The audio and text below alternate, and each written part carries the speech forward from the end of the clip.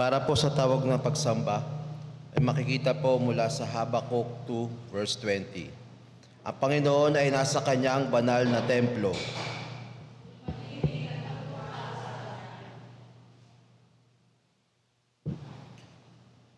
Manalangin po tayo. Panginoong Jesus, salamat po sa araw na to. Pag-ingatan niyo po ang aming mga kapatid na papunta pa lang po sa simbahan. Gabayan niyo po sila. Salamat po sa lahat. Pagalingin niyo po lahat ng aming kapatid na meron pong masamang pakiramdam ngayon po. Salamat po. Sa pangalan ni Jesus, Amen. Tayo ay sama-samang magpuri at sumamba sa ating Panginoon at Diyos na tapat sa atin.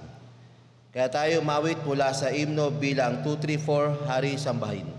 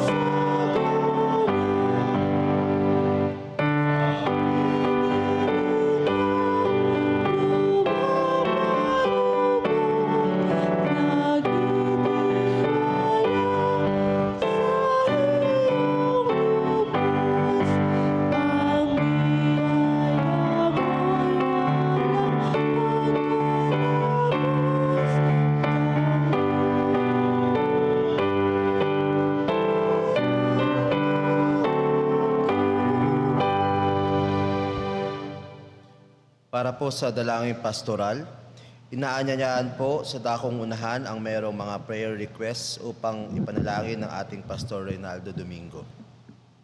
Tayo po'y manalangin. Panginoon, sa pagkakataong to, muli kaming nagpupuri sa iyo. Sinasamba ka namin at pinaspasalamatan at patuloy, Panginoon, na aming iniaalay ang aming mga sarili sa patuloy naming paglilingkod sa iyo. At dalangin namin, O Diyos, na ang bawat sa amin ay gamitin mo upang patuloy naming maipalaganap ang iyong mga salita. Dalangin namin, Panginoon, na ilayo mo kami sa mga kapahamakan at pangunahan sa lahat ng aming gagawin, lalong-lalo na sa aming patuloy na pagpapahayag ng iyong mga aral at patuloy na paggamit mo sa amin bilang mga instrumento ng iyong ubasan. At ngayon, Panginoon, nandito kami sa lugar na ito, nagsasama-sama, ganon din sa mga nasa online, Panginoon, sa virtual, na kung saan ay kasama namin sa pagsamba sa iyo. At muli, O Diyos, ikaw lamang ang aming itataas, ikaw lamang ang aming pupurihin, ikaw lamang ang aming sasambahin. Salamat, Panginoon, sa pribilehiyo na makapaglingkod sa iyo. At naririto rin, Panginoon, ang mga anak mo na kung saan, kung ano man ang kanilang mga panalangin sa kanilang personal na buhay. O Diyos, loobin mo na ang iyong kalooban ang siyang masunod sa ikabubuti ng bawat isa sa kanila. Dalangin namin, Panginoon, ang aming iglesia na kung saan patuloy mong ginagamit bilang instrumento na kung saan kami ay sa dakong ito nagsasama-sama upang sama-samang sambahin ka. Pinamumunuhan kami, Panginoon, ng aming kasalukuyang Obispo Noel Imabiog na kung saan, O Diyos, nagsusumikap na may taguyod ang kabuuan ng iglesyang ito. Ang Iglesia Evangelica Metodista in Las Islas Pilipinas, o ang YEMILI, Panginoon. Sa buong kalaganapan, patuloy, Panginoon, na ang mga namumuno sa amin ay yung pagpalain at palakasin ng loob, bigyan ng kalusugan, nakaaya-aya upang makaganap, Panginoon, sa kanilang mga responsibilidad sa iglesyang ito. At muli, Panginoon, maraming salamat. Dinadalangin din namin, Panginoon, ang mga iba pang opisyalis ng iglesyang ito, lalong-lalo na, Panginoon, sa dako ng Malate, na pinangungunahan ng iyong lingkod, Panginoon, ang mga manggagawa at mga manggagawang laiko na kung saan patuloy, Panginoon, na nagsusumikap na makaabot sa pamantayan namin, Panginoon, na kung saan ay aming maibibigay ang buong puso, buong kaluluwa, Panginoon, ang aming paglilingkod. Muli, Panginoon, tulungan mo kami at ganun din sa mga kaanib na kung saan narito ngayon na nakakasama namin na sumamba sa iyo. Muli, O Diyos, pagpalain mo po ang bawat sa amin. Ganun din sa aming bansa na pinamumunuhan ng aming kasalukuyang Presidente, Ferdinand Bongbong Marcos Jr. Kung saan, Panginoon, dalangin namin na manguna siya na naaayon sa iyong kalooban. Mamuno siya, Panginoon, ng naaayon sa mga batas na kung saan pinaiiral dito sa bansang Pilipinas. At dalangin namin, O Diyos, na pati ang kanyang mga membro ng gabinete, ang mga iba pang mga pamunuan, Panginoon, patuloy mo silang basbasan upang makapaglingkod, O Diyos. At patuloy na kanilang buong puso at kaluluwa ay kanilang iyalay upang makapaglingkod ng maayos at kaaya-aya at naaayon sa iyong kalooban. Muli, Panginoon, maraming salamat sapagkat ikaw ang aming Diyos na buhay na kumikilos sa bawat sa amin. Magpapatuloy kami, Panginoon, sa umagang ito na taglay-taglay namin ang iyong pangako na hindi mo kami iiwan. Patuloy mo kaming pangunahan sa pangalan ng Ama at ng Anak at ng Espiritu Santo. Dalangin namin ang lahat ng ito. Amen. Amen.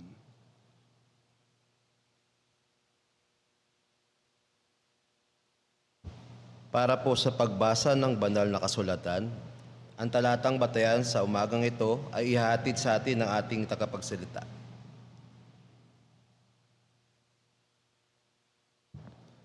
Sa umaga pong ito, ang ating lundo ng pagbubulayan ay magmumula po sa unang Korinto 7, 29 hanggang 31. At ito po ang sinasabi. Mga kapatid, itong ibig kong sabihin, malapit na ang wakas ng panahon, kaya't mula ngayon, ang may asawa ay mamuhay na parang walang asawa.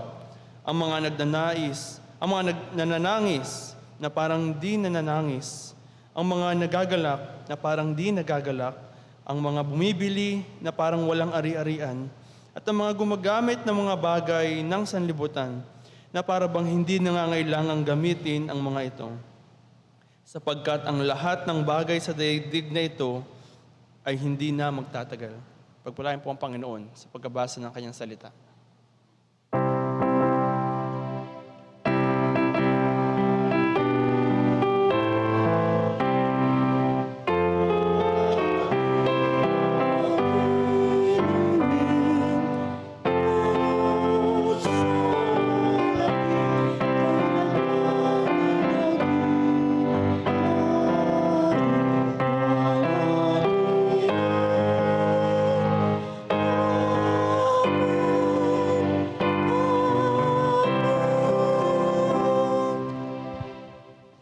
Para po sa himno ng paghanda, awitin po natin ang bilang 54 habang lumalawig lalong matimyas.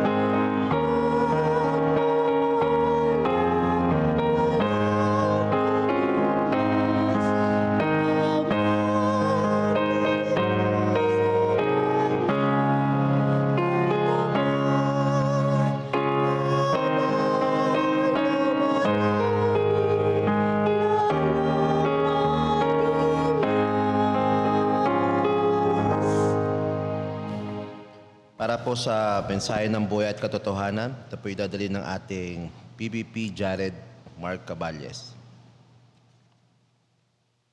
Salamat po, kapatid na Anthony. Magandang umaga po sa bawat isa.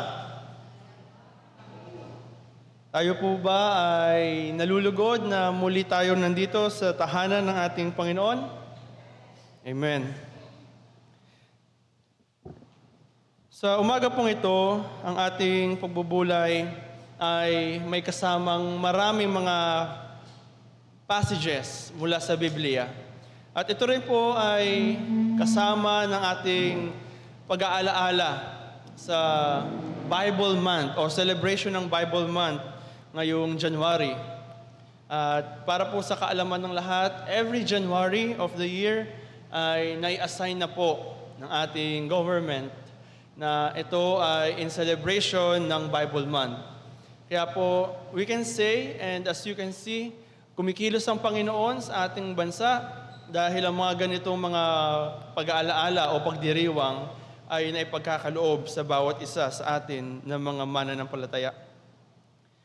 Tayo po ay nasa panahon pa rin ng Epiphany. At ito po ay may patungkol sa maagang bahagi ng buhay ni Jesus. Tulad po sa pagdalaw sa Kanya ng mga pantas, pagbabautismo sa Kanya, at ang kasalan sa Kana, kung saan siya unang nagbigay ng mirakulo. At ito po ay may patungkol bilang pagtatanghal sa Kanya na tagapagpahayag ng Diyos. At sa pagdiriwang na si Jesus ay nahayag sa lahat ng tao bilang tagapagligtas ng sanlibutan. So sa dalawang bagay po na ito, iikot o bilang tema natin, dito iikot ang ating mga pagbubulay.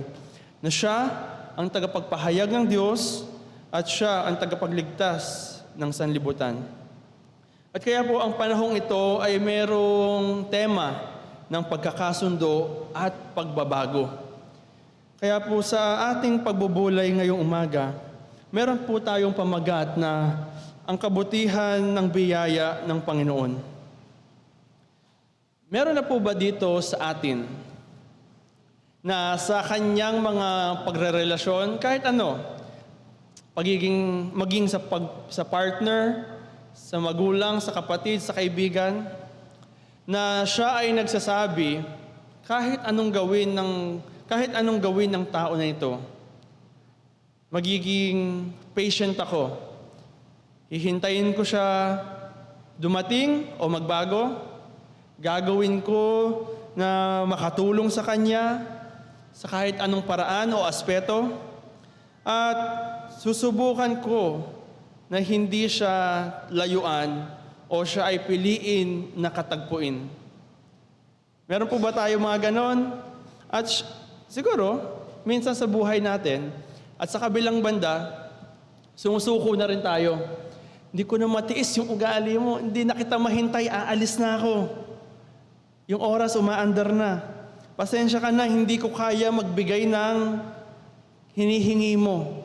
Kasi kulang din ako, o sapat lang yung meron ako para sa akin. At pwede ba piliin ko muna yung sarili ko? Huwag na muna kita katagpuin o hanapin o muna tayo magkita? Pwede ba umalis ka na muna? So sa dalawang bagay po na yon, malamang naranasan na natin yon. Merong mga pagpipili tayo, depende sa mga tao. Meron tayong mga desisyon na sa tao na to, na ibibigay natin ng ating pinakamabuting efforts. Na sa tao na to, kaya nating bumitaw ng basta-basta na lang. O kaya dumadating tayo sa punto na kaya na natin siyang bitawan. At ano pong kinalaman nito sa ating pagbubulay? Ngayong umaga po ay may kita natin ang kabutihan ng biyaya ng Panginoon patungkol sa mga bagay na ito. Sa ating unang punto, meron po itong sinasabi na matiyagang naghihintay ang Panginoon sa atin. At we will be reading mula po sa Jonas 3:1-5. At sinasabi po rito, muling sinabi ni Yahweh kay Jonas, pumunta ka sa lungsod ng Nineveh at ipahayag mo ang mga ipinapasabi ko sa iyo. Nagpunta nga si Jonas sa Nineveh. Malaki ang lungsod na ito, aabutin ng 3 araw kung ito ay lalakarin. Siya'y pumasok sa lungsod. Pagkaraan ng maghapong paglalakad, malakas niyang ipinahayag. Gugunawin ng Ninive pagkaraan ng 40 araw. Naniwala ang mga taga roon sa pahayag na ito mula sa Diyos. Kaya, nag-ayuno silang lahat at nagdamit ng panluksa bilang tanda ng lubos na pagsisisi at pagtalikod sa kanilang kasalanan. Mula po sa passage na ito, we can read sa verse 3 na sabi dyan, muling sinabi ni Yahweh kay Jonas. Dahil ano na po yung mga unang nangyari? Mula na sabihin ng Panginoon kay Jonas na pumunta ka sa Nineveh at sabihin mo to ang kanilang destruction and salvation kung sila ay magre-repent, kung sila ay hihingin ng kapatawaran, mangyayari ito. Pero ano sabi niya? Anong very famous na story ni Jonah? Tumanggi siya. Ayaw niya. Ano sabi niya? Gunawin mo na lang yan. Matigas naman ulo ng mga yan. Tsaka na masasama. So, pinapangunahan ni Jonah, ang Panginoon sa bagay na yon. Gunawin mo na lang yan. Hindi ako pupunta dyan para mamatay lahat yan. Hindi ako magsasalita ng proclamation mo sa kanila kasi gusto ko parusahan mo sila. Ganon ang pagtingin ni Jonas. Ganon ang pag-iisip ni Jonas. At kaya ano po nangyari sa kanya? Tumakas siya, sumakay ng barko, at doon sa pagsakay niya ng barko, binabagyo sila.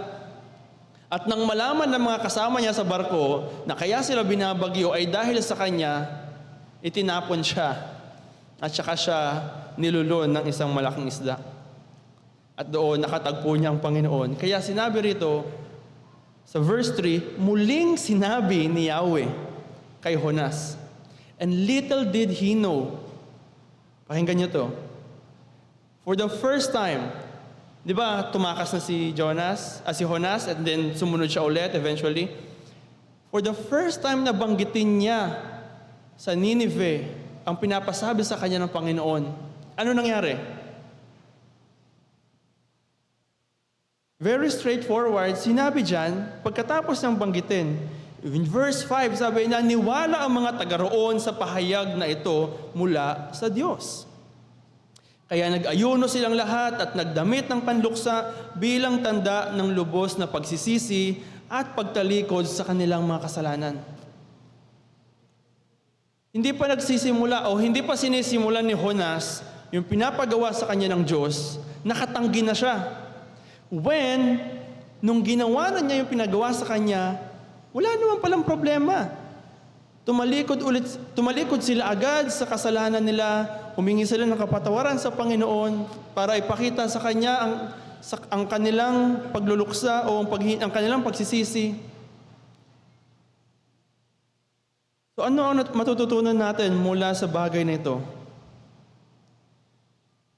Kung ang Panginoon ay tulad ni Jonas na mainitin ng ulo at walang pasensya sa iba, si Jonas mismo na pinadala niya, number 1, malamang pinatay na niya. Ayaw mo sumunod, di na kita kailangan. Marami akong pwedeng ipadala sa Nineveh. Pero he was patient enough para bumalikwas si Jonah na itong nakatanggi agad nakaayaw agad. Eventually, sumunod. At hindi alam ni Jonas, sa unang pagsunod niya, nagrepent agad ang Nineveh na gusto niyang magunaw na. And so, 2, God was patient enough para itong mga masasamang tao na para mamatay at magunaw ang lugar nila, ay niligtas niya. Kaya po, matiyagang naghihintay ang Panginoon sa atin. Umabot po sa atin ang Panginoon at tumatawag siya sa atin para tayo ay tulad ni Jonas at ng mga taga-Nineveh, ay manumbalik sa Kanya dahil matiyaga siyang naghihintay sa atin. At para ang paghihintay na ginagawa niya? Para tayo ay bumalik sa Kanya upang sumunod sa Kanya. Kasi kung sasabihin lang ni Jonas sa ilang beses na pagtanggi niya, pwede na siyang kidlatan ng Panginoon at palitan. Pero hindi po ganun ang Panginoon. Nakita niyo yung katyagaan niya kung sa atin, sa inyo bilang mga magulang o mga kapatid ng inyong mga kapamilya. Ang tigas ng ulo mo.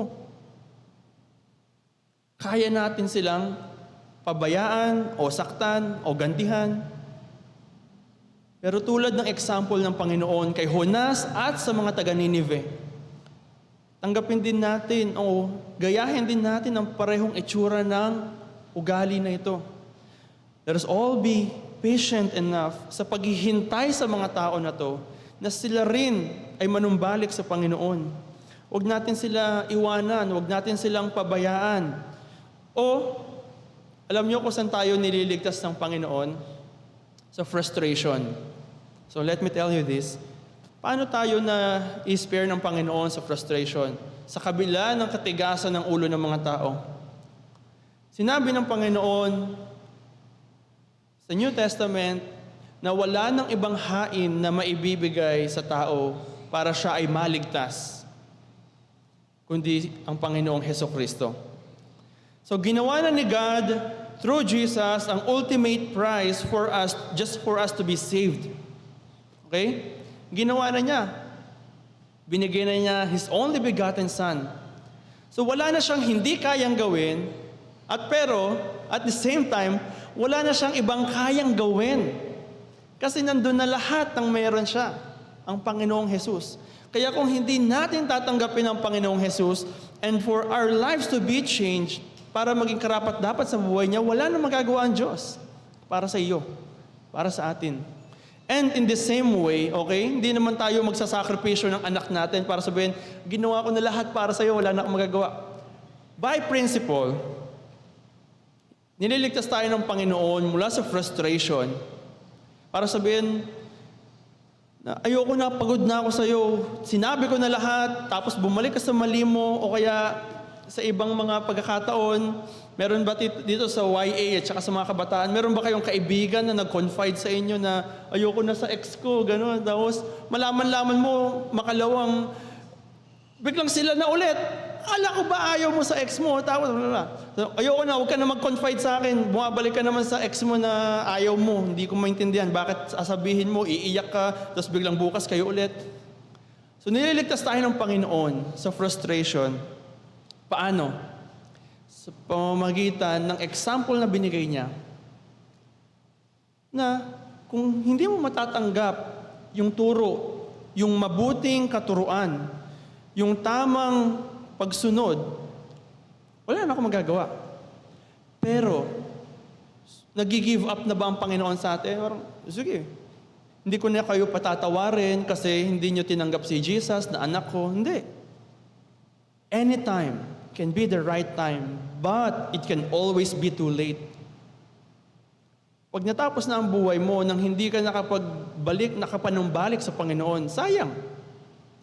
Pero hayaan nyo sabihin ko sa inyo, kahit ano ang kalagayan nyo ngayon, ano ang edad nyo ngayon, ano man ang akala nyo na dapat nalampasan nyo na pero binabalikan nyo, hindi na po alintana ng Panginoon yung nakaraan.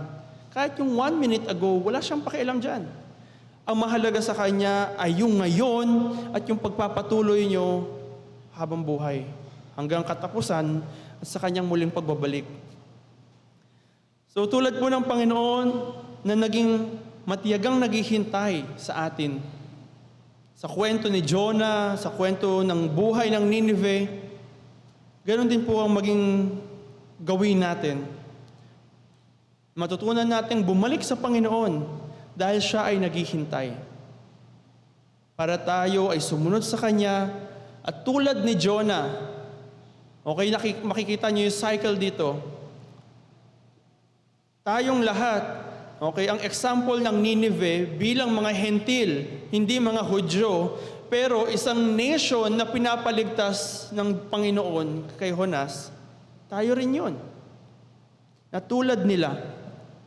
Pagkatapos nating maligtas, ano ang kasunod natin? Bilang tayo ay galing sa pagiging Ninive, tayo ay kasunod dapat maging parang Jonas, na pumunta sa ibang tao, na ang Panginoon ay umaabot din sa kanila at magpagamit tayo sa Panginoon na umabot sa kanila para sabihin ng parehong mensahe ng pagliligtas niya sa kanila. Kaya po, ang kabutihan ng biyaya ng Panginoon ay ang pagiging matiyaga niyang paghihintay sa atin. Hindi siya magsasawa. Mag-back and forth ka, tumalikod ka sa Kanya, bumalik ka sa Kanya. Pero, marami pong passages din sa Bible na nagsasabi tulad sa Proverbs na ang isang tao na bumalik sa kasalanan ay masahol pa sa isang aso na binalikan ang kanyang sinuka. So yes, God is patient enough to wait for us para bumalik tayo sa Kanya at sumunod sa Kanya, pero galit din siya sa mga nangangako na hindi tapat sa pangako nila. At masahol pa sa isang asong bumalik sa sinuka niya ang isang taong bumalik sa kasalanan niya. So balanse po ang pagsasalita ng Panginoon sa atin throughout the whole Bible. Kaya po, ang ating magiging resolba sa bagay na ito ay pagsikapan natin na maging totoo sa pagtugon sa Panginoon, sa pagpunta sa Kanya o pagbalik sa Kanya. At ang lahat po ng ating mga desisyon ay magawa nating panindigan, lalo kung ito ay para sa ating mga espiritual na paglago. So ikalawa po, bilang pagpapakita ng kabutihan ng biyaya ng Panginoon, we will be reading from Psalm 62 o Awit 62 verses 5 to 12. At ito po ay may punto na matapat na nagkakaloob ang Panginoon sa atin. So matapos po nating pag-usapan na ang Panginoon ay naghihintay sa atin, siya ay nagkakaloob. Gawa natin to ng ilustrasyon na gusto mong makabalik, gusto mong makapunta sa location mo, yung mahal mo sa buhay, tapos sasabihin niya, di ako makakapunta dyan kasi wala akong pera, gano'n. O sige, ako na magbabayad ng Grab mo. Okay, ito yung sasakyan, tapos bayad na yan, sasakay ka na lang dyan, pupunta ka rito. Sa ganong ilustrasyon, nawa makita po natin kung paano nagpo-provide ang Panginoon, nagkakaloob ang Panginoon sa atin. So mula po sa Awit 62, 5 to 12, basahin po natin ang sinulat ni Haring David. Tanging sa Diyos lang ako umaasa. Ang aking pag-asa ay tanging nasa Kanya. Tanging siya lamang ang tagapagligtas, tagapagtanggol ko at aking kalasag. Akin ang tagumpay sa lahat ng oras. Ang kaligtasan ko at aking karangalan ay buhat sa Diyos. Nasa Kanya lamang. Siya ay malakas kong tagapagsanggalang, matibay na muog na aking kanlungan. Mga kababayan, sa lahat ng oras magtiwala sa Diyos. Sa Kanya ilagak ang inyong pasaning ngayong dinaranas. Siya ang kublihang may dulot ng lunas.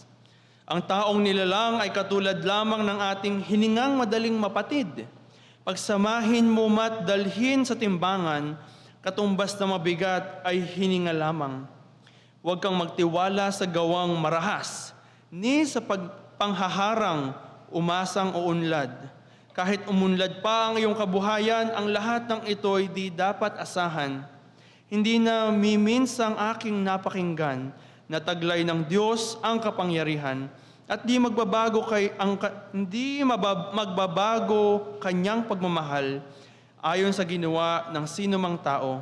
Doon nababatay ang gantimpala mo.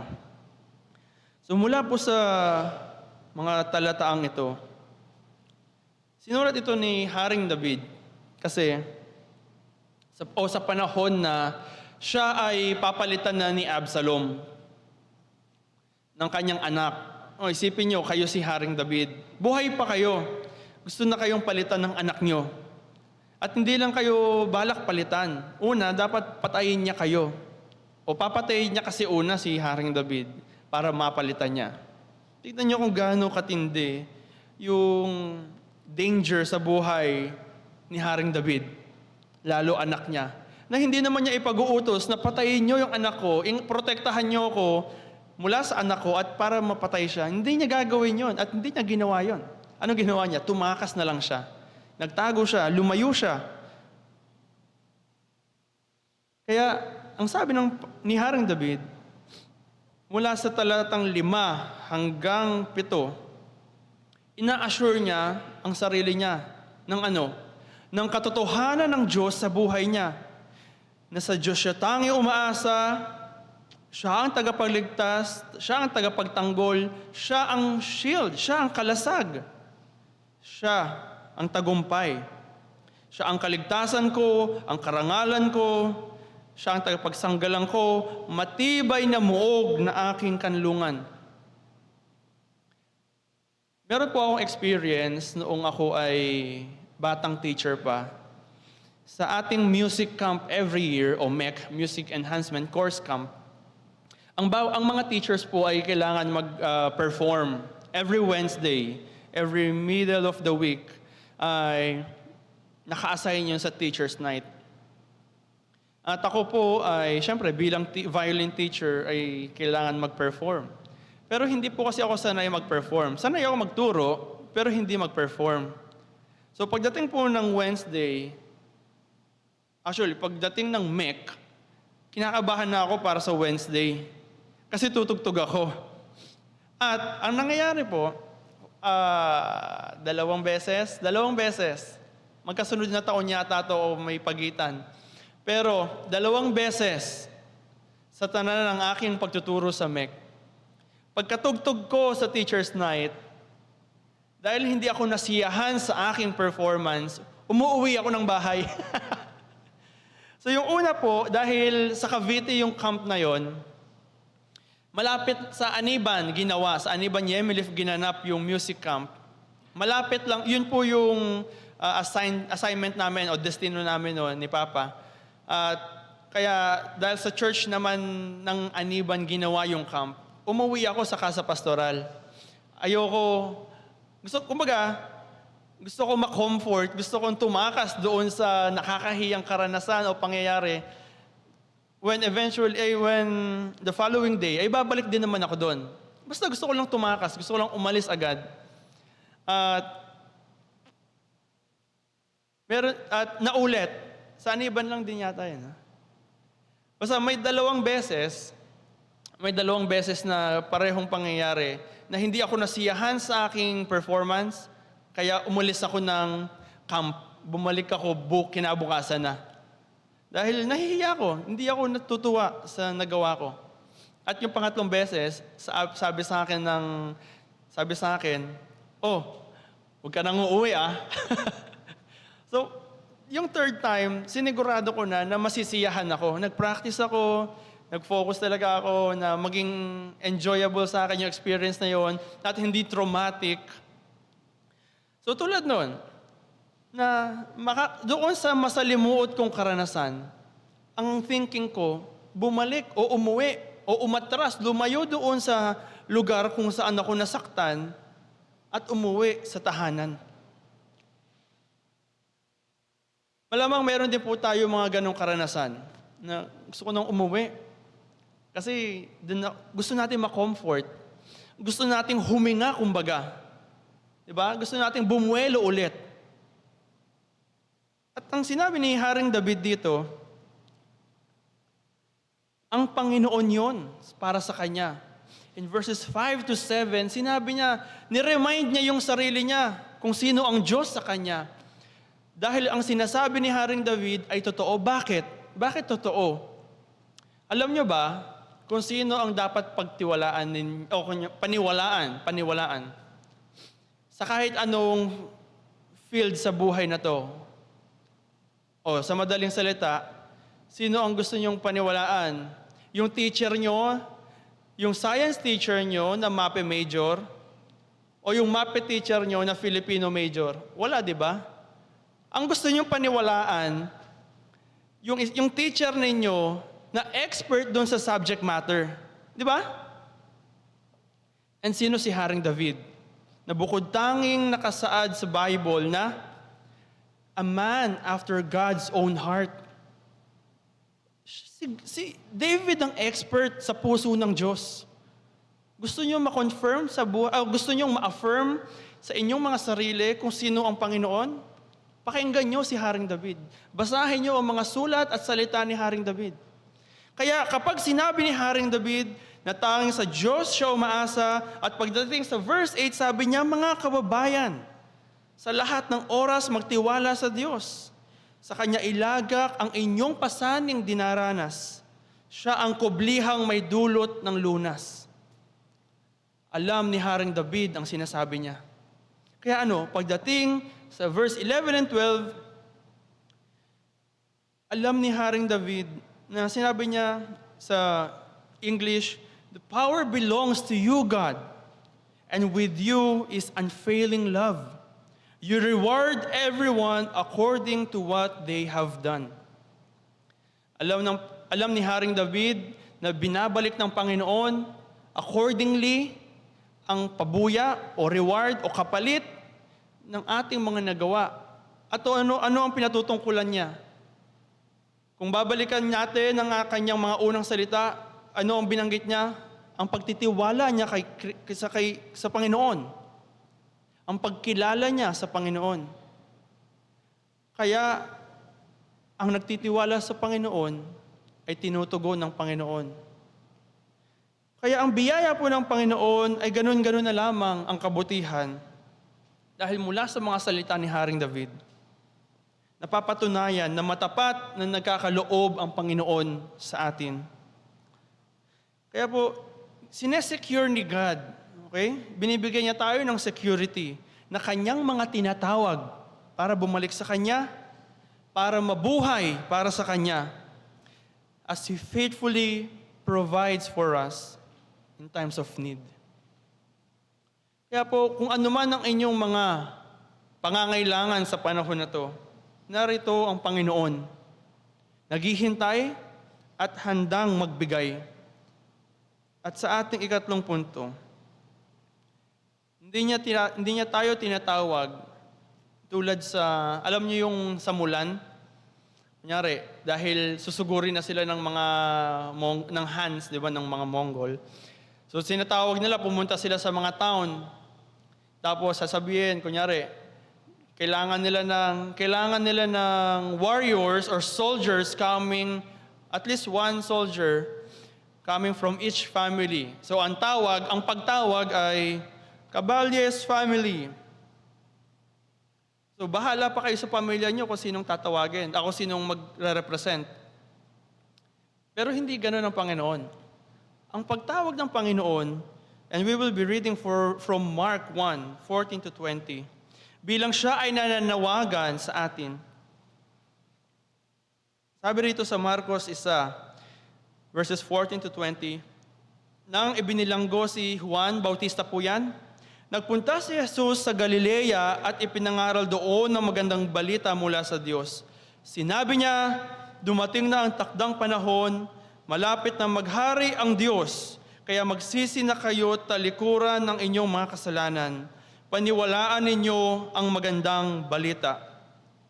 And then, mula po sa verses 16 to 20, habang naglalakad si Jesus sa tabi ng lawa ng Galilea, nakita niya ang magkapatid na si Simon at Andres na nanguhuli ng isda sa pamamagitan ng lambat. Sila'y kapwa mga mangingisda. Sinabi ni Jesus sa kanila, sumunod kayo sa akin at kayo gagawin kong mangingisda ng mga tao. Pagkasabi niya nito'y agad iniwan ng magkapatid ang kanilang mga lambat at sumunod sa kanya. Nagpatuloy siya sa paglalakad at sa di kalayuan ay nakita naman niya ang mga magkapatid na Santiago at Juan na anak ni Zebedeo. Sila ay nasa kanilang bangka at nag-aayos ng lambat. Tinawag din sila agad ni Jesus at sila ay sumunod din sa kanya. Iniwan nila sa bangka ang kanilang ama na kasama ang kanilang upahang manggagawa. So in this passage, Hindi po tulad sa Mulan na storya. Ang pagtawag ni Jesus sa atin ay ang bawat isa sa atin. Hindi siya namatay para sa buong pamilya, na kahit merong sa loob ng pamilya natin ay hindi maniwala sa Kanya, ay ligtas pa rin siya. Hindi. Si Jesus ay namatay para sa bawat isa sa atin, kaya siya ay nananawagan sa bawat isa sa atin. So, si Jesus po ay personal na pinili niya ang mga tao na ito at tinawag sila sa kanilang pangalan. Meron silang choice na sumunod o hindi. Pero sumunod sila kay Jesus. Bakit? Kasi kilala nila kung sinong tumawag sa kanila. Okay. Lahat tayo naging anak na ng ating mga magulang. Pero, kinikilala nyo bang magulang yung magulang nyo? Sino rito magsasabi, o sino rito papayag na mas mabuti pa yung tupa kaysa sa kanya na isang tao? Bakit mas mabuti pa yung tupa? Kasi kapag tinawag ng shepherd yung tupa, dahil kilala ng tupa yung boses ng shepherd, pupunta siya agad. O sino rito, okay, sasama ko na yung sarili ko, ako agad, number 1. Sino rito, nakailang tawag na yung nanay niya sa kanya, ang tagal dumating. Ang tagal pumunta. Nakailang missed call na, nakailang utos na, hindi pa nahugasan yung pinggan. O ngayon, kilala nyo ba yung magulang nyo? O baka kilala mo, pero it's another thing. Kinikilala mo ba yung magulang mo? Para hindi ka sumunod agad. Para hindi ka tumugon agad. Para hindi ka dumating agad. Pwedeng walang kabagay-bagay. Pero kung tinitignan nyo yung totoong mensahe nito o yung totoong essence nito, hindi natin sila nire-respeto kasi hindi natin sila kinikilala. At ganoon din po bilang mga tao sa Panginoon, para sa Panginoon. Imagine si God, through Jesus, or even si God in the Old Testament, tinawag niya ang mga taong tinawag niya sa pangalan nila. Hindi siya, sino ritong mabuti, gustong sumunod sa akin, taas yung kamay, tapos sumunod kayo sa akin. Hindi. Nang sila, sa Old Testament si God and the New Testament si Jesus, nang sila ay may tawagin, tinawag niya sila sa pangalan. Dahil ganun kahalaga ang pangalan sa kanila, sa Panginoon. At lalo sa Hebrew culture. So, napakahalaga para sa kanila, sa isang Hudyo, na tawagin sila sa pangalan. Na nang makita ni Jesus si Natanael, ang sabi niya, ito tunay na Hudyo, tunay na Israelita. For you to be recognized as one true, o as one of the true Israelite, ay privilege yun, honor yun. So imagine niyo, ito, tunay na Pinoy ito, tunay na Pilipino to. Dahil mahalaga sa kanila ang purity of race. Kasi, alam nyo ba, Hudyo rin ang mga Samaritano. Pero dahil half-breed ang mga Samaritano, hindi sila Hudyo para sa mga Hudyo. Tayo nga bilang mga Pinoy, yung sumisikat lang na merong 1/8 o katiting na bahid ng dugong Pinoy, para sa Pinoy, Pinoy yun, di ba?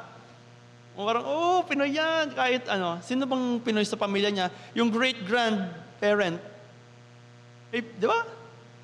Tayo mga Pinoy, kahit katiting na bahid ng dugong Pinoy, nire-recognize natin Pinoy, pero sila hindi. Half-breed ka, hindi ka Israelite. Ganun kahalaga sa kultura ng sa Hebrew culture, ang purity of race.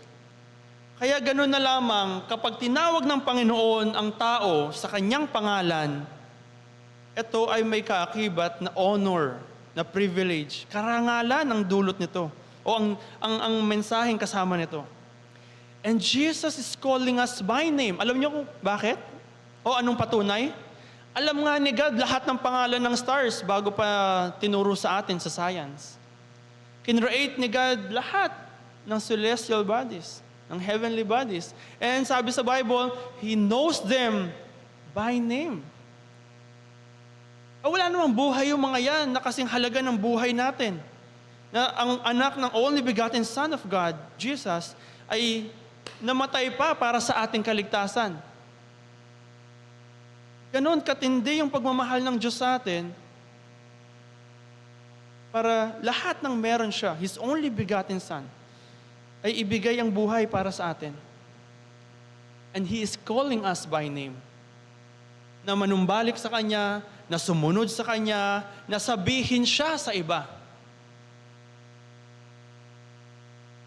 Kaya po, sa ating pagtatapos, in response sa lahat ng katotohanan ito concerning the goodness of God's grace, ano yung goodness, ano yung kabutihan sa Kanyang biyaya sa atin?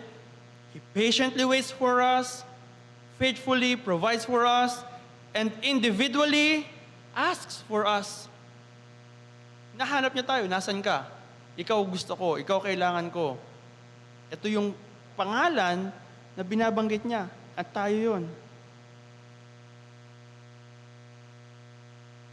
Nahantay niya tayo hanggang sa makarating tayo sa punto na makabalik tayo sa Kanya before it can already be too late.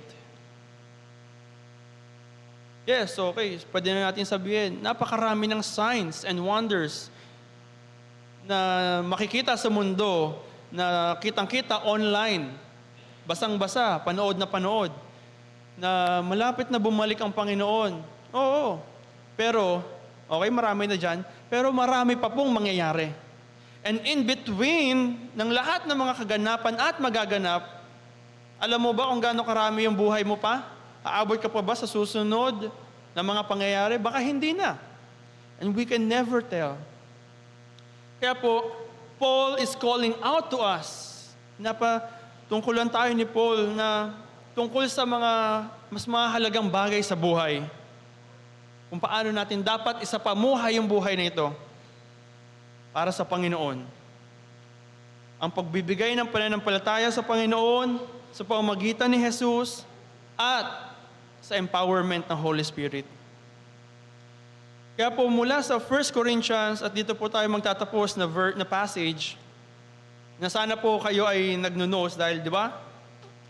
Dami natin pinag-aralang passage. At ito po, throughout the Bible, from the Old Testament to poetry sa Psalms, and then the Gospel sa Mark, at ngayon nasa epistles na tayo kay Paul sa Corinto. Sabi po sa unang Corinto 7:29 na ating batayang talata kanina. Mga kapatid, ito ang ibig kong sabihin, malapit na ang wakas, kaya't mula ngayon, ang may asawa ay mamuhay na parang walang asawa. Ang mga nananangis na parang di nananangis, ang mga nagagalak na parang di nagagalak, ang mga bumibili na parang walang ari-arian, at ang mga gumagamit ng mga bagay ng sanlibutan na para bang hindi nangangailangang gamitin ng mga ito. Sapagkat ang lahat ng bagay sa daigdig na ito ay hindi na magtatagal. Okay, so sa mga nagbabasa dyan na kalalakihan, baka isipin nyo, pwede na kitang tratuhin hindi asawa. Sabi sa Bible, wag na, di ba? Pero anong mga ibig sabihin nito?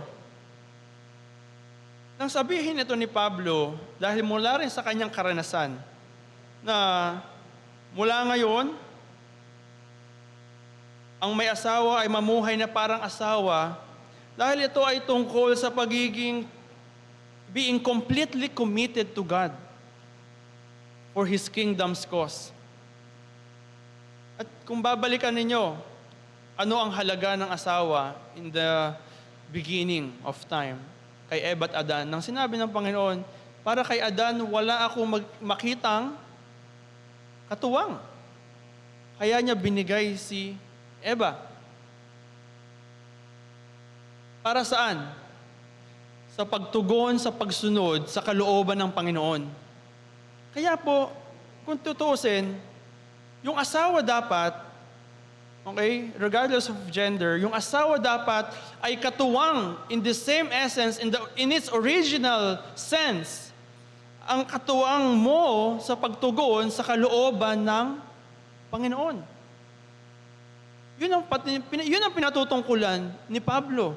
Hindi sa wag mo nang itratong asawa yan. Not in its literal form or sense, pero ang ating mga buhay, with or without a partner, ito ay para sa Panginoon.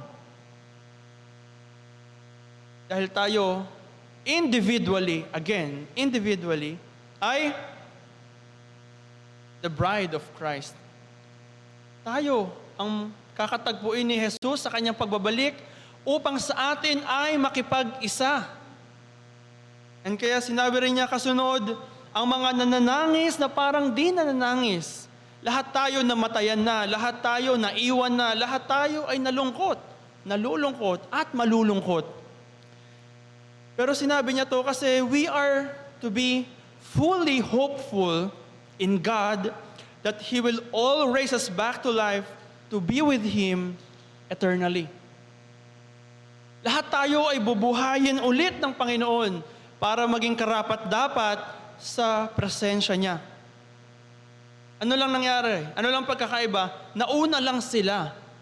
Kung sila ay mananampalataya, secured na sila because of the seal of the Holy Spirit. Kahit mamatay kang mauna, kasama ka. Pero kung wala yon, kung wala ang Panginoon sa buhay mo, sa iyong pagkawala, kahit dumating ang panahon na yon, hindi ka kasama.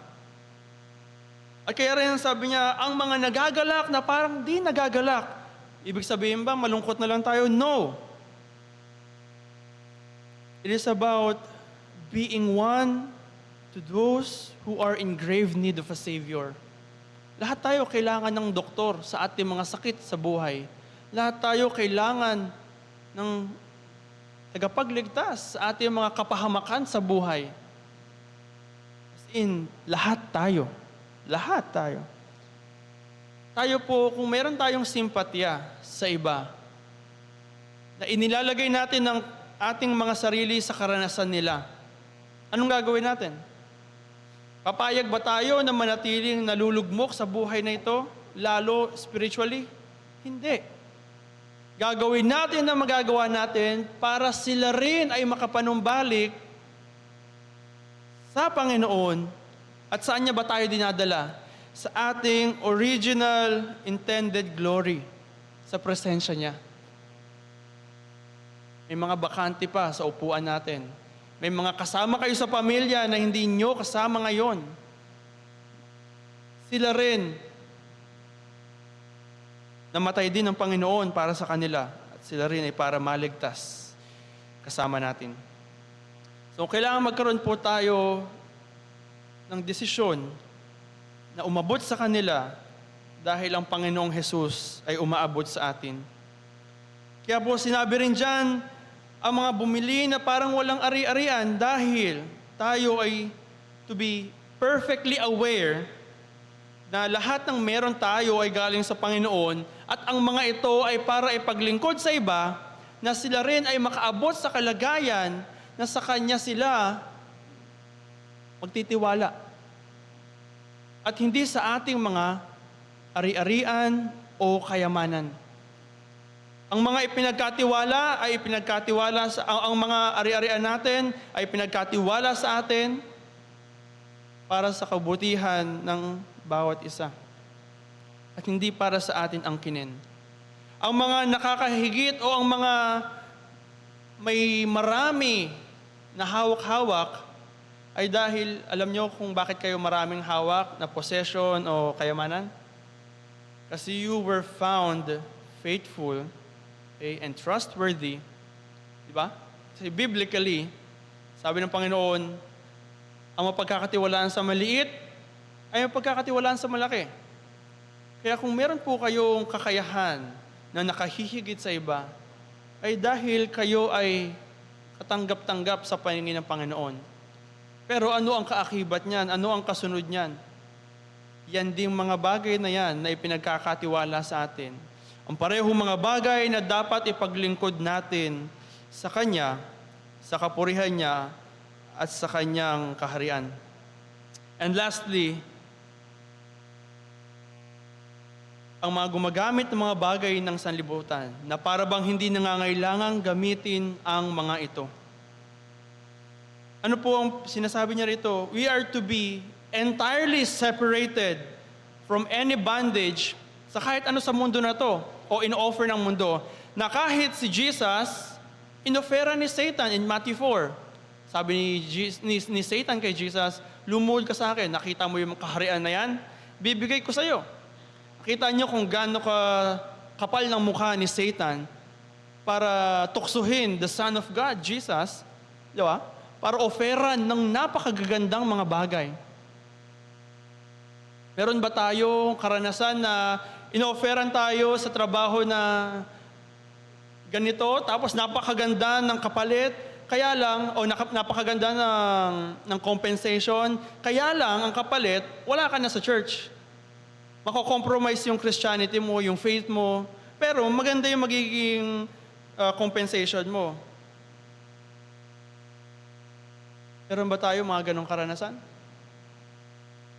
We are to be entirely separated from any bondage sa buhay na to that this world may offer. Kasi ang lahat ng to, okay, yung buhay natin dito sa lupa, ay paghahanda sa buhay sa langit. Kaya let us all ask ourselves, paano ko hinahanda yung buhay ko dito sa lupa for me to be fit or qualified to God's coming kingdom? Paano? So sa ating pong pagtatapos, ang pinaka-essence ng buhay na ito na ating may extract, mararanasan, mawi-witness at maaabot ay dahil lamang sa kabutihan ng kalooban o ng biyaya ng Panginoon. Atin pong tandaan na ang Panginoon ay umaabot sa atin sa pamamagitan ni Jesus just so we can go back to Him. At saan? Sa ating former intended glory. Ano yun?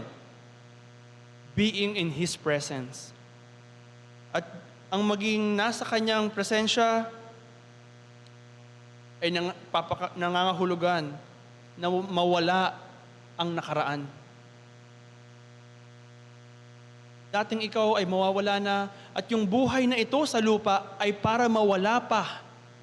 Dahil yung buhay na to, yung kalagayan na to, yung laman na to ay hindi to para sa langit. We will all be given a glorified body na karapat-dapat sa presensya niya. Hanggang sa dumating ang Panginoon, hinahanda niya tayo from glory to glory, and He will raise us to be with Him in the light of His glory and grace. Magandang umaga po sa bawat isa at sa Diyos ang papuri.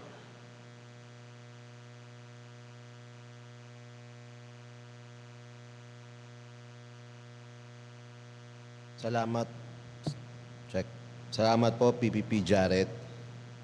So, ang susunod naman po ay yung panunumpa ng mga bagong halal na opisyales.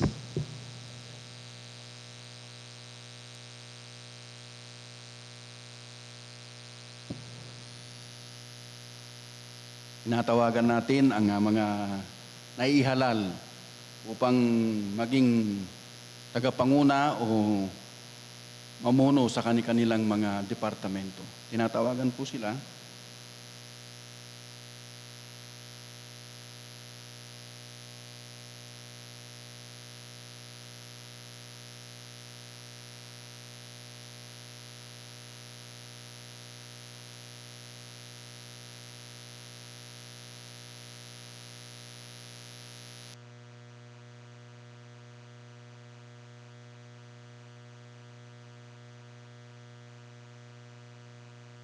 Umarap po muna kayo sa dakong yan, sa mga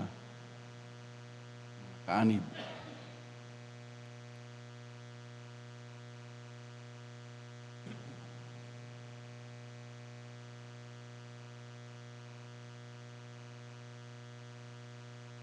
Sige po, tawagin po natin sila sa pamagitan ng atin pong kalihim.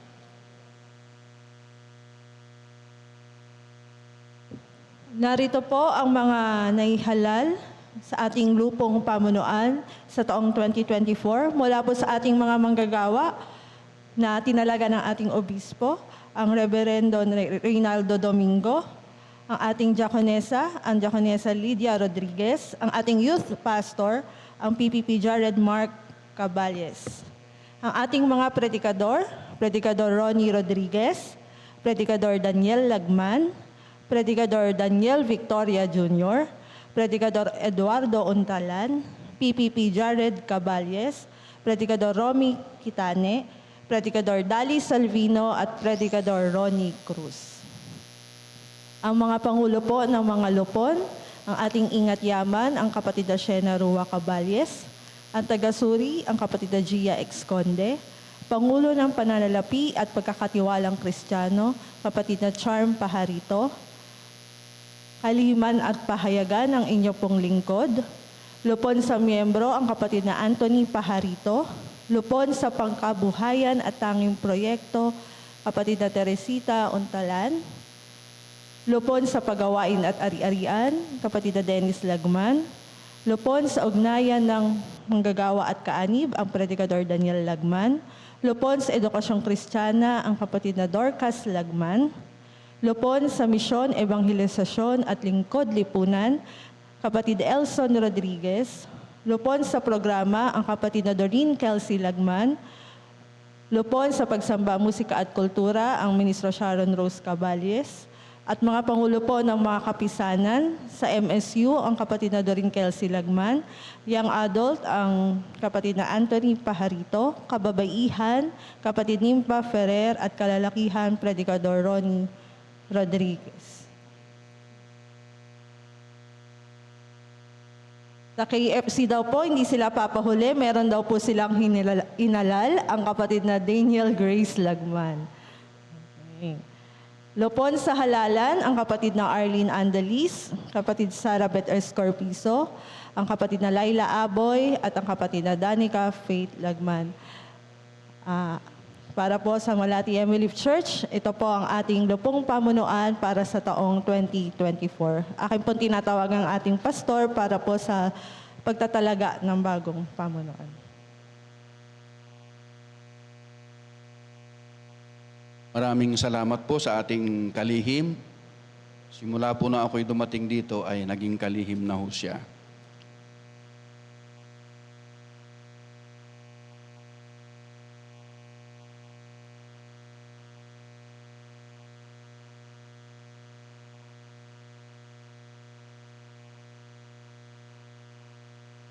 Introduction pa lang ho ito.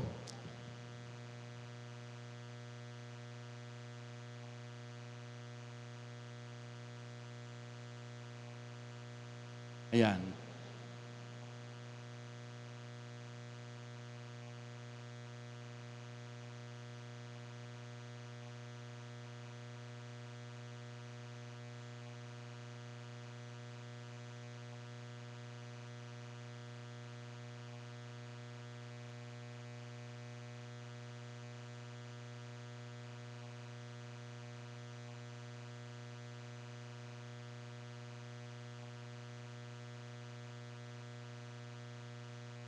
Pinapakiusapan po na makita niyo po sila ang inyo pong inihalal bilang tagapanguna sa kanilang mga lupon. Sige po, palakpakan muna natin tapos sa kanila. Sige po, may I request everybody please to stand, ay to humarap po rito sa dakong harapan.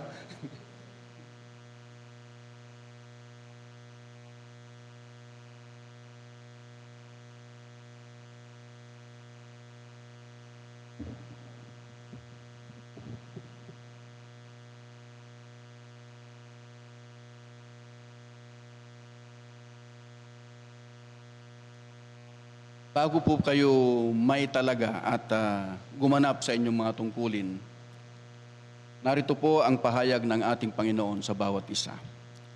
Kaya nga, mga kapatid, alang-alang sa masaganang habag ng Diyos sa atin, ako'y nakikiusap na ihalay ninyo ang inyong sarili bilang isang handog na buhay, banal at kalugod-lugod sa Diyos. Ito ang karapat-dapat na pagsamba ninyo sa Diyos. Wala din namang taong nagsisindi ng ilaw at pagkatapos ay nilalagay iyon sa ilalim ng malaking takalan. Sa halip, inilalagay iyon sa talagang patungan upang matanglawan ang lahat ng nasa bahay. Gayon din naman, dapat ninyong paliwanagin ang inyong ilaw sa harap ng mga tao upang makita nila ang inyong mabubuting gawa at papurihan ang inyong Ama na nasa langit. Huwag kayong makiayon sa takbo ng mundong ito. Mag-iba kayo sa pamagitan ng pagbabago ng inyong mga pag-iisip upang maunawaan ninyo ang kaloob ng Diyos o kalooban ng Diyos, kung ano ang mabuti, kalugod-lugod at ganap na kalooban niya. Magpakasipag kayo at huwag kayong maging tamad. Buong puso kayong maglingkod sa Panginoon. Magalak kayo dahil sa inyong pag-asa. Magtiyaga kayo sa inyong kapighatian at palaging manalangin. Mga kapatid, dapat ninyong maintindihan na ang tungkuling naatang sa inyong balikat ay di nagmula sa tao, kundi sa Diyos na siyang nagkaloob sa inyo sa pamamagitan ng Kanyang Espiritu. Dahil dito ay tumugon kayo sa aking mga itatanong sa inyo.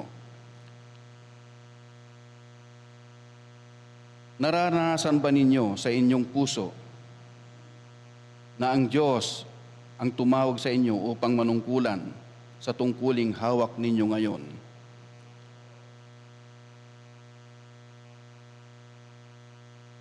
Nangangako ba kayo sa Diyos at sa harap ng kapulungang ito na tutuparing may pagpapakasakit ang lahat ng tungkuling taglay ninyo ngayon?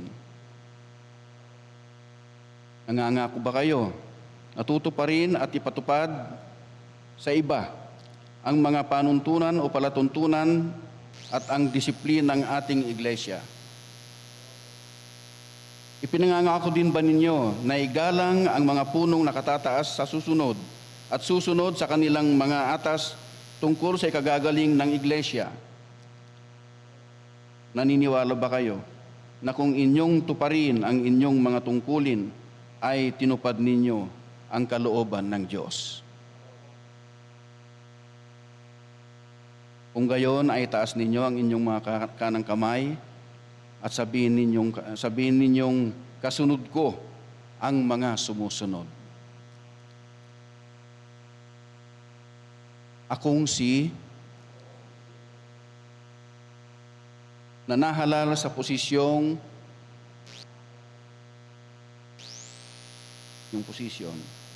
sa ilalim ng aking matibay at matapat na panunumpa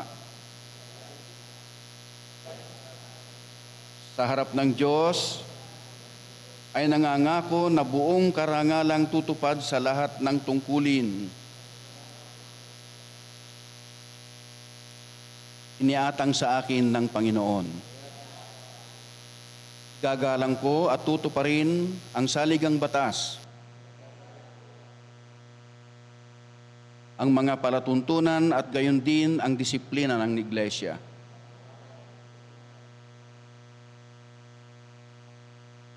Pinapangako ko rin na ilagan ang lahat ng gawa at kilos na makapagtitisod sa mga kapatid at makapupusyaw sa karangalan ng iglesia at ng aking Panginoon na nagbigay ng buhay sa kaligtasan.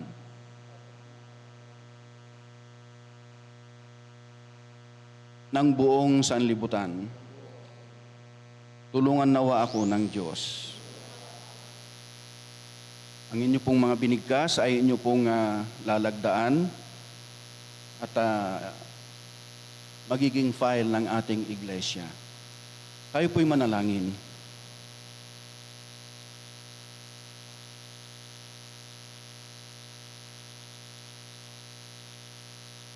Makapangyarihang Diyos, ibuhos mo po ang iyong walang humpay na pagpapala sa mga kapatid namin na hinirang mo upang maglingkod sa iyo.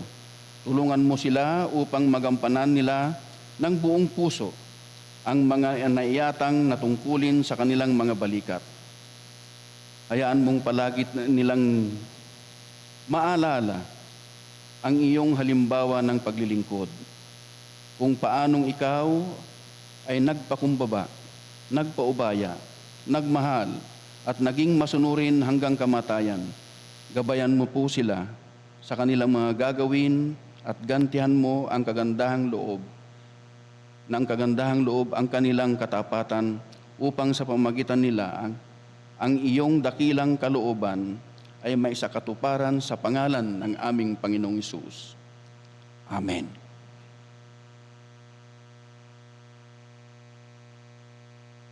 Umarap nga ho kayo ulit sa mga paupo.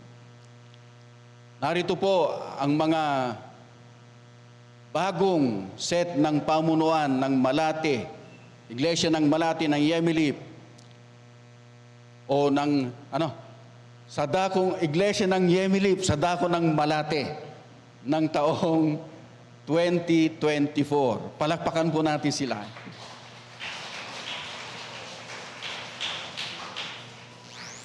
Ayan. May tinatawagan po ang ating diakonesa upang sa ating picture taking naman naririto.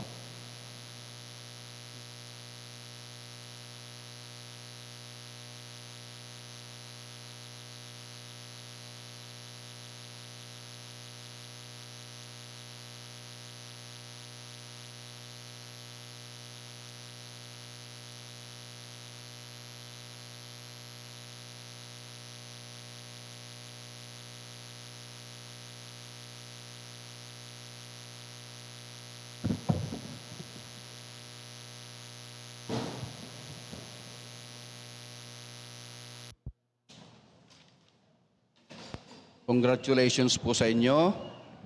Subalit mayroon pong nakaabang na mahalagang tungkulin na inyo pong gagampanan sa iglesyang ito. Pagpalain kayo ng Panginoon.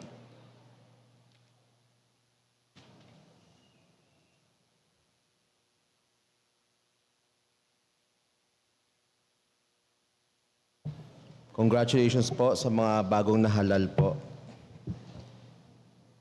Sa pagkakataon pong ito ay gaganapin natin ang paglilikom po ng handog, ang seed offering. Hiniling po ang lahat sa kanilang mga tahanan na ganapin din ang gawain ito at anumang malilikom ay mangyaring ipadala sa mga accounts na naka-flash sa ating screen.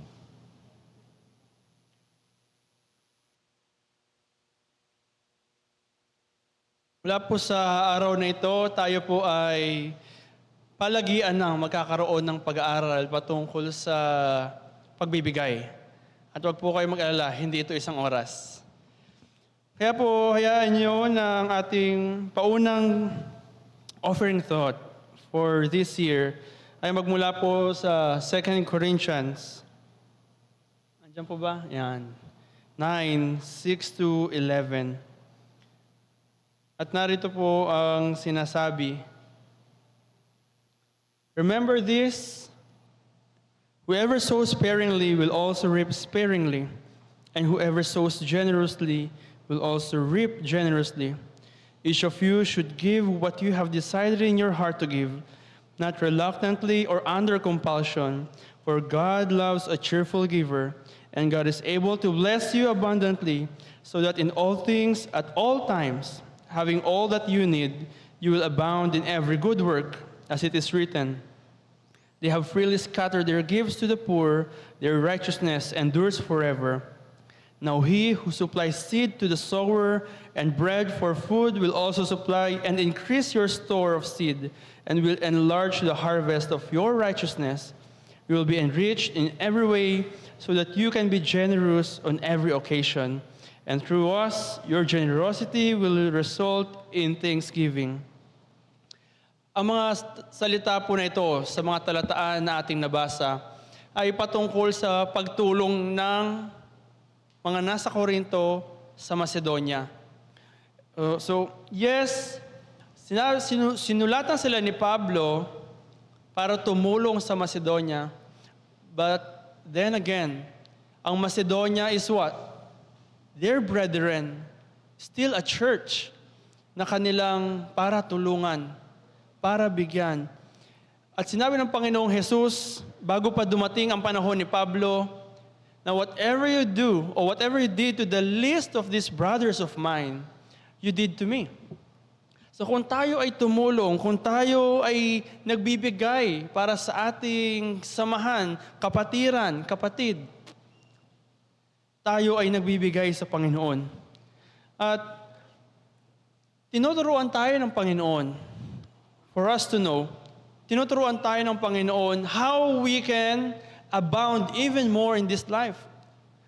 At alam ng Panginoon na lahat tayo ay may pangangailangan, and that's why binibigay niya tayo ng principle to follow na sabi niya dito sa verse 8, and God is able to bless you abundantly so that in all things at all times, having all that you need, you will abound in every good work.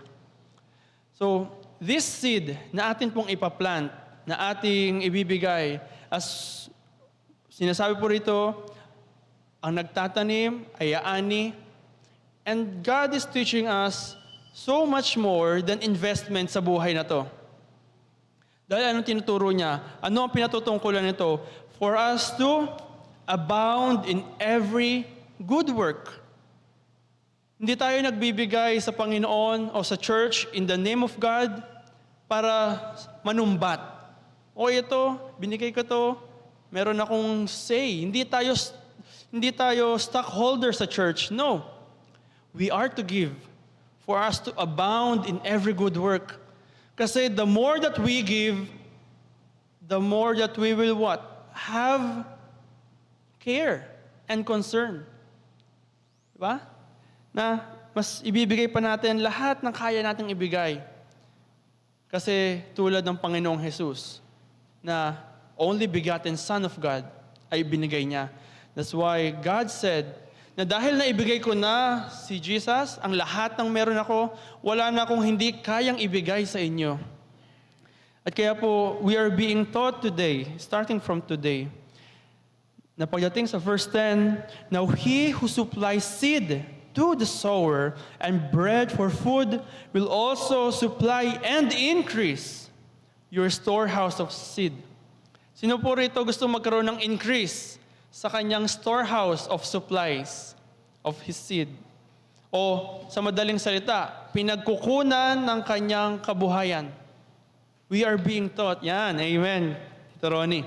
We are being taught of this truth. And starting from this Sunday on, palagi po tayo mag-aaral. Paano mangyayari sa buhay natin ang mabuting plano ng Diyos?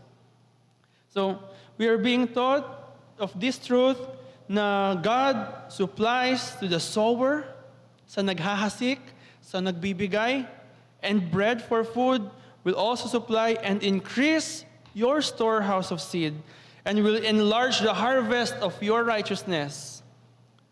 Dahil ang lahat po ng ating ipinaparanas na mabuti will come back. Ano sabi sa Bible? 2 times, 3 times, 7 times, 100-fold pa. At depende pa po yun sa ating mga efforts and of course, faith in the Lord. In verse 11, you will be enriched in every way so that you can be generous on every occasion, and through us, your generosity will result in thanksgiving to God. Through whom? Si Pablo po ang nagsasalita. Through us. At sino siya? Sino sila? Those who study the Word, to give the Word, to spread the Word, and to work out the Word. And eventually, lahat tayo na nag-aaral ng salita ng Diyos ay napapabilang sa sinasabi ni Pablo, through us, na tayo rin, kayo rin, when you study the Word and you teach it, ano sabi dyan? Your generosity will result in thanksgiving to God. Natulad ng isang may thanksgiving na salamat sa'yo, gusto ko rin gawin yung ginawa mo, we're being taught to pay it forward. Kaya po ang pagpapala ng Panginoon ay ibinibigay niya sa atin at nawa ang lahat ng ito ay maging pagpapasalamat natin sa Kanya at pagtulong sa iba. Kaya po, masigla nating dalhin ang ating mga pasasalamat sa Panginoon at makikita niya tayo, matagpuan niya tayo na punong-puno ng pagmamahal at pagpapasalamat ang ating mga puso. Tayo po ay magbigay.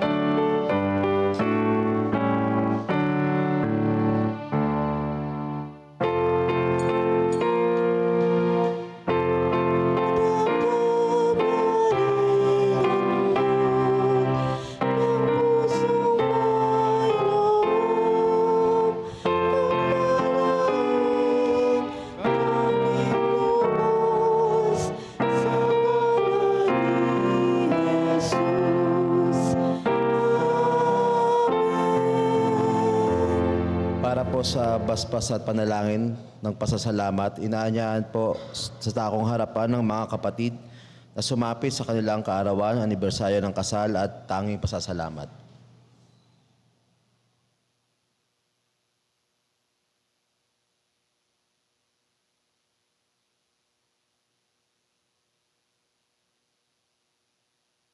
Tayo manalangin. Ang pag-ibig mo, Panginoon, ang siyang palagian naming nadarama. At salamat, O Diyos. Ikaw nga ang Diyos ng pag-ibig. At patuloy, Panginoon, na nakikita namin ang iyong mabuting gawa sa bawat sa amin. Ang iyong kapangyarihan na kung saan iniingatan mo ang bawat sa amin, na kung saan binibigyan mo kami ng karunungan sa aming pang-araw-araw na tungkulin, na kung saan ang aming spiritual na buhay, Panginoon, ay patuloy na malakas. At sapagkat ikaw ay sumasa amin, nagagampanan namin ang lahat ng mga ito. Nagpapasalamat kami, Panginoon, sa mga biyaya at pagpapala na patuloy naming nararanasan. At ngayon, O Diyos, sa mga kapatid namin, amin silang itinataas sa kanilang dumating na kaarawan sa panibagong taon ng kanilang buhay, Panginoon, karagdagang taon sa kanilang buhay. At ito ay biyaya, O Diyos, na nanggagaling sa iyo. Tinataas namin, Panginoon, ang aming kapatid na Hana Untalan, ang kapatid na Ezra Baldimoro, at mga iba pa naming mga kapatid, Panginoon, na kung saan ay ikaw ang siyang lagi nilang tagapanguna anumang oras ng kanilang buhay. At ngayon, O Diyos, narito ang mga anak mo na may pagpapasalamat at pagdiriwang sa kanilang mga puso sa mga biyaya at pagpapala na iyong pinagkakaloob sa kanila. Gamitin mo ang iyong lingkod, Panginoon, bilang daluyan ng iyong biyaya at pagpapala.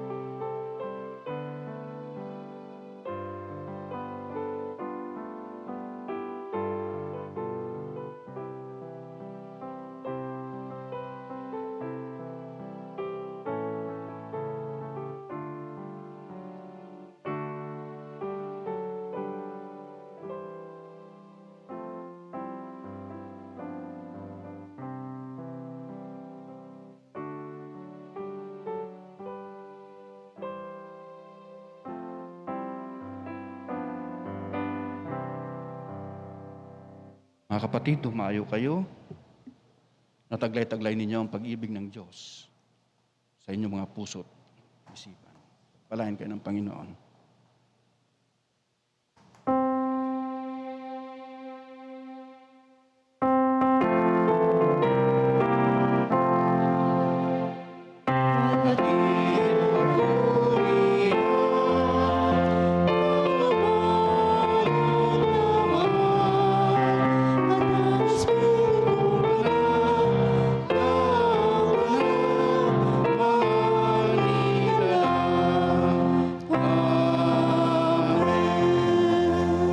Panginoon, maraming salamat sa karanasan namin habang kami ay naglilingkod sa iyo, O Diyos. Sa mga bagong nahalal, Panginoon, na opisyalis ng iglesyang ito sa dako ng Malati, amin silang itinataas at patuloy, O Diyos, na idinadalangin namin, nabigyan mo sila ng pisikal na kalakasan, ng kanilang kaisipan na kung saan naaayon sa iyong kalooban, ng kanilang pag-iisip at paggawa, Panginoon, na kung saan ang kanilang sentro ng paglilingkod na ito ay ikaw. Tulungan mo kami, Panginoon, tulungan mo ang bawat sa amin, 10 ng mga iba pa naming mga kaanib, na kung saan, Panginoon, buklurin mo kami ng iyong pag-ibig at magkaisa kami, anuman ang mga posisyon na aming hinahawakan sa ikararangal mo, Panginoon, at salamat sapagkat binigyan mo kami ng pribilehyo upang muling makapaglingkod sa iyo sa pamagitan ng aming iglesyang ito.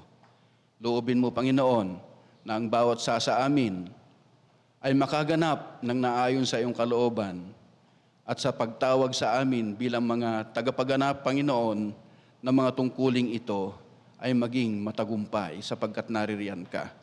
At ngayon, Panginoon, sa aming pansamantalang paghiwa-hiwalay, loobin mo na ang bawat sa amin ay igawad mo ang iyong bendisyon at pagpapala sa pamamagitan ng pagtataas ng iyong abang lingkod. Mga magulang at mga kapatid, ang dinagmamaliw na pag-ibig ng Diyos amang nasa langit, ang patuloy na pagliligtas ng Panginoong Jesucristo at ang pakikipisan at kaaliwan, tanglaw at patnubay ng Espiritong Banal, ang siyang maghari sa bawat sa atin, ngayon at magpakailan-kailan paman. Amen. Amen.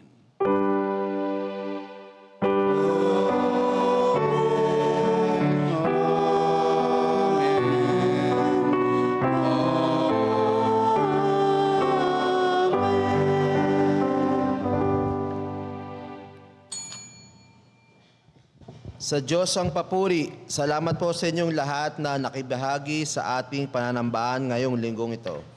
Happy birthday po ulit sa mga kapatid na sumapit noong kanilang kaarawan. January 17 si Hana Untalan, January 18 si Ezra Valdemoro. Salamat po sa Montesinos family na naghandog ng bulaklak sa linggong ito. Para po sa susunod na linggo, January 28, 2024, ang MSU ang nakatakdang maghandog ng bulaklak. Para po sa susunod na magsisiganap sa darating na isang linggo po, sa January 28 ay ating ipagdiriwang ang MSU Alanari and ating tagapagsalita ay ating kapatid na Noemi Andalis at ang patnugot ay ang kapatid na Doreen Kelsey Lagman. Patuloy pong inaanyahan ng bawat isa na dumalo sa mga gawain sa buong Sanlinggo. Sunday worship service every 9:45 a.m. Midweek service and prayer meeting 7:30 p.m. Hybrid po tayo. Ang tagapagsalita po ay si Jack Lydia Rodriguez. Ang patnugot si kapatid na Shena Caballes. Narito rin po ang ibang mga gawain sa buong Sanlinggo. Mondays, Mispa and Changes every 7:30 p.m. Kalalakihan, Bible Study every Wednesday, 7:30 p.m. Young Adult, Oikos Thursday, 9 p.m. via Zoom. At Friday, Kababayan, Oikos Fellowship every 7:30 p.m. Para po sa pangwakas na awitin, minsan po tayo mawit mula sa Iri 324, Diyos ang pumatnubay.